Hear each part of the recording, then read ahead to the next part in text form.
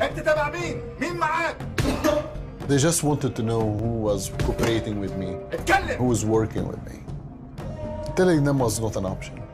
Simple as that. I prefer to die. Majid Shafee grew up in a prominent Muslim family in Egypt.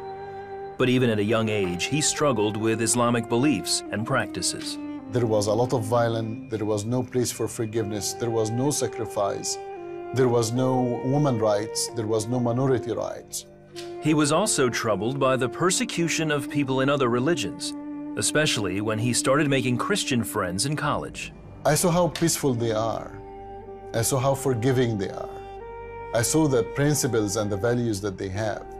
So I didn't understand why you want to persecute people that they are that peaceful. And I needed to know what truth that these Christians have that I was not even allowed to hear. To get answers, Majid went to his Christian friend Tamer, who in turn gave him a Bible. And the more that I read, the more that I saw this amazing Lord that came on earth to die for us, for our pain and sins and disease. And I saw all of his sacrifice, all his love. That's when I came to the conclusion, that's when I came to the revelation that that's the God that we should worship, that's the God that I want to follow. Majid committed his life to Jesus Christ. This feeling of freedom, this feeling of liberation, there is nothing like when you know that you are a child of God and you are not a slave. Shortly after, Majid and Tamer formed an underground organization. They used caves to hide their church services and other activities. We built one Bible school, one medical clinic, and we established, a newspaper asking from the Egyptian government to give us our rights. The government responded by targeting the organization. One day, Egyptian soldiers discovered one of their caves and opened fire. Majid and Tamer were there.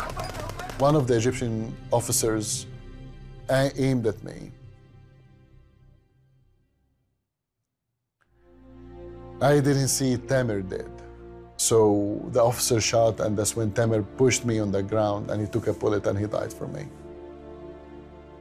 And his last word for me was, continue the fight, never give up. Majid escaped and continued his work. 3 months later, Egyptian police forced their way into his home and arrested him. An officer came and he said, I need to know everything about you, who you are, who working with you. I told him I don't know anything, I don't know what you're talking about, I don't know what organization. And he told me, you want to play tough, we can play tough together.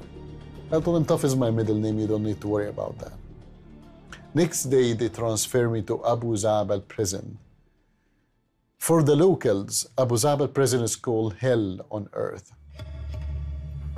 Trying to get information, interrogators began systematically torturing Majid. You're underground, you're bleeding from everywhere. You're beaten, there is no even a window in your cell. It's underground, is absolute darkness. Absolute darkness. And the only thing that you can hear is the scream of the other people with you in the other cells. I really thought I would die there. Very few people came out of it alive. Very few people. After 2 days, Majid feared he would betray his friends. Lying down in a pool of my own blood, that was my prayer. I told him, Lord, I want to thank you for your gift on the cross. I don't regret believing in you. You died for me, and I will live and I will die for you. However, Lord, you made me out of flesh and blood. You know how weak I am. And my only request to you is to kill me before tomorrow morning. The next day, his captors brought in dogs. Majid braced himself for the attack. There was absolute quiet and calm. So I removed my hand away from my face just little by little, and that's what I saw. By God, all 3 dogs sitting around me, none of them moved one single step. The another 3 dogs came, sit in the same position with one little different. The middle one took a step forward and he licked my face. I got the same message that the officers got, that maybe I'm alone, but I'm not lonely. Somebody else here with me. His interrogator returned the following day.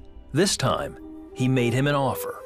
He said, you tell me the name of your friends, I will release you. I will make you witness in the case. I will release you. He listed everything that any man will desire. I looked at him. I told him, oh, that's a very good deal. I will take it. Go get me food and water, and after that, we'll talk together. He said, whatever you like, I will bring it to you. I told him, shish kebab. He went, he bring an Egyptian food. I sat down, I ate.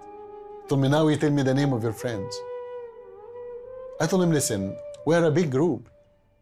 Thousands of us. I will not remember all of us, but I can give you the name of our leader. He told me, okay, give me the name of your leader. I told him the name of our leader, Jesus Christ. If you can catch him, catch him. Retaliation was severe. Majid remembers enduring 2 more days of torture before losing consciousness, and later, waking up in a hospital. It took him months to recover, only to face charges of treason in Egypt's military court. And I would tell you what I told the judge in this day. If loving Christ and if worshiping him is a crime, I'm guilty as charged, Your Honor. They gave me the death penalty. Placed under house arrest, Majid waited for his execution. He was unaware that his organization had planned a rescue. They came with arms. They was able to attack the Egyptian soldiers. They just grabbed me. And that's when we put everything in the car, crossed to Alexandria. During this time, the Egyptian police put my pictures in every newspaper, in every magazine, every TV shows. That's when my friends told me, you have to leave the country. You cannot stay any longer. To avoid capture, he made his way east to the port city of Taba. There, he took a jet ski and navigated his way past Border Patrol boats to make it safely to Israel. And I surrendered to the Israeli police.